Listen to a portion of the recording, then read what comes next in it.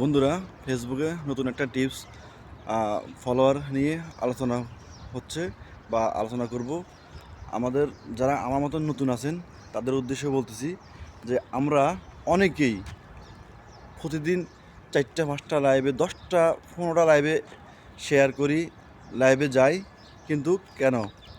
ফলোয়ারের জন্য, হয়তো কিছু গিফটের আশায়, বেশিরভাগই ফলোয়ারের জন্য। তো আমরা এই ফলোয়ার অর্জন করে কী লাভ হবে? একটা জিনিস হলো,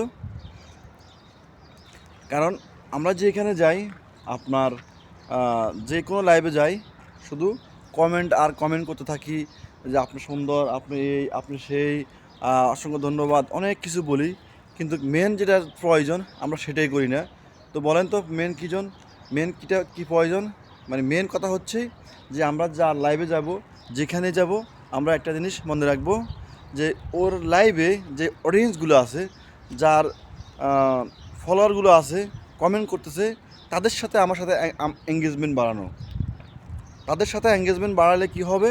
তাহলে ওই ওই লাইভে যারা আপনার সাথে যুক্ত হবে তারা আপনার ভিডিওটা দেখবে।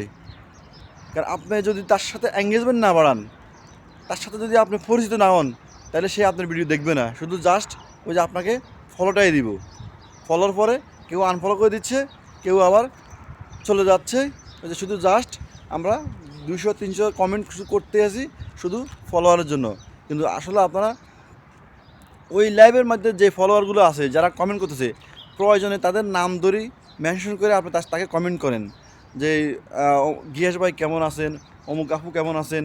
তাহলে ওরা ওখান থেকে আপনারা রিপ্লাই কমেন্ট করবে, আপনার সাথে সম্পর্কটা ঘটবে। তখনই আপনি তার সাথে আপনার সাথে এঙ্গেজমেন্টটা বাড়বে। তখন সে আপনার সাথে পরিচয় হওয়ার পরে আপনার ভিডিওটা সে দেখবে, তার কাছে যাবে, বা সেই আপনাকে মনে রাখবে যে এই নামটা অমুকের। আর আমি যদি কী করি, জাস্ট আপনাকে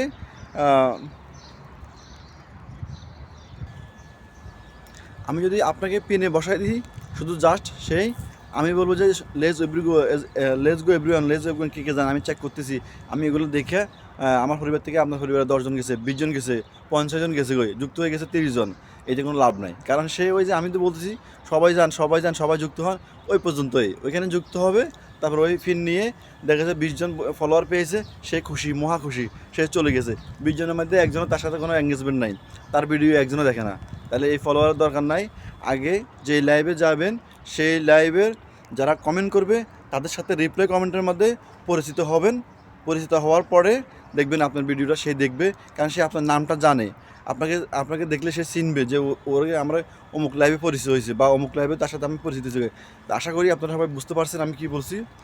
যে কোনো লাইভে যাবেন, অডিয়েন্সের সাথে যে লাইভ করবে তার সাথে কথা কম বলে, যে অডিয়েন্স যারা ওখানে কমেন্ট করতেছে তাদের সাথে রিপ্লাই কমেন্টের মাধ্যমে সম্পর্ক বাড়বেন। তাহলে আপনার লাভ হবে, ওই ফলোয়ারটা আপনাকে চিনবে, বুঝবে।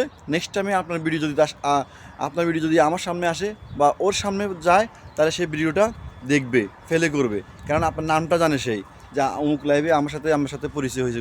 আশা করি বুঝতে পারছেন। তো আপনারা এর মাধ্যমেই আশা করি একটু হলেও উপকার আসবে আপনাদের। সবাই ভালো থাকবেন, সুস্থ থাকবেন। ফেসবুক জিন্দাবাদ, মেটা জিন্দাবাদ। সবার জন্য হলো অনেক অনেক ভালোবাসা।